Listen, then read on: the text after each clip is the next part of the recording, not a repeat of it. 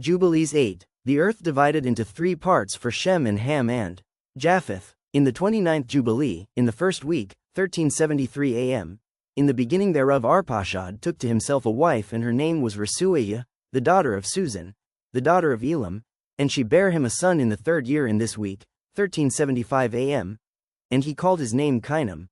2. And the son grew, and his father taught him writing, and he went to seek for himself a place where he might seize for himself a city. 3. And he found a writing which former generations had carved on the rock, and he read what was thereon, and he transcribed it and sinned owing to it, for it contained the teaching of the watchers in accordance with which they used to observe the omens of the sun and moon and stars in all the signs of heaven. 4. And he wrote it down and said nothing regarding it, for he was afraid to speak to Noah about it lest he should be angry with him on account of it.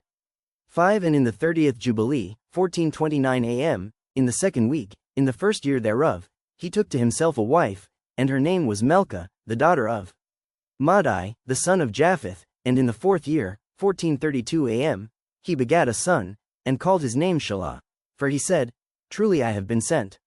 6. And in the 4th year he was born, and Shelah grew up and took to himself a wife, and her name was Muach, the daughter of Kest, his father's brother, in the 31st Jubilee, in the 5th week, in the 1st year, 1499 a.m., thereof. 7. And she bare him a son in the 5th year, 1503 a.m., thereof, and he called his name Eber. And he took unto himself a wife, and her name was Azurad, the daughter of Nabrod, in the 32nd Jubilee, in the 7th week, in the 3rd year thereof. 1564 a.m., 8. And in the 6th year, 1567 a.m., thereof, she bare him son, and he called his name Peleg. For in the days when he was born the children of Noah began to divide the earth amongst themselves. For this reason he called his name Peleg. 9. And they divided it secretly amongst themselves, and told it to Noah.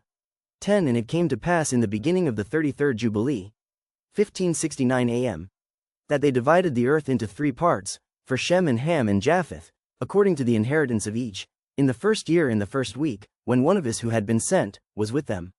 11. And he called his sons, and they drew nigh to him, they and their children, and he divided the earth into the lots, which his 3 sons were to take in possession, and they reached forth their hands, and took the writing out of the bosom of Noah, their father. 12. And there came forth on the writing as Shem's lot the middle of the earth which he should take as an inheritance for himself and for his sons for the generations of eternity, from the middle of the mountain range of Rapha, from the mouth of the water from the river Tina, and his portion goes towards the west through the midst of this river, and it extends till it reaches the water of the abysses, out of which this river goes forth and pours its waters into the sea. Meah, and this river flows into the great sea, and all that is towards the north is Japheth's, and all that is towards the south belongs to Shem. 13. And it extends till it reaches Carasso. This is in the bosom of the tongue which looks towards the south. 14. And his portion extends along the great sea, and it extends in a straight line till it reaches the west of the tongue which looks towards the south. For this sea is named the tongue of the Egyptian sea.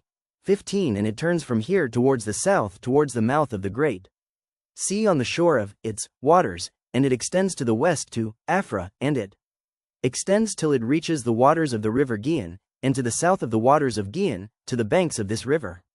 16. And it extends towards the east, till it reaches the Garden of Eden, to the south thereof, to the south, and from the east of the whole land of Eden and of the whole east, it turns to the east and proceeds till it reaches the east of the mountain named Rapha, and it descends to the bank of the mouth of the river Tina.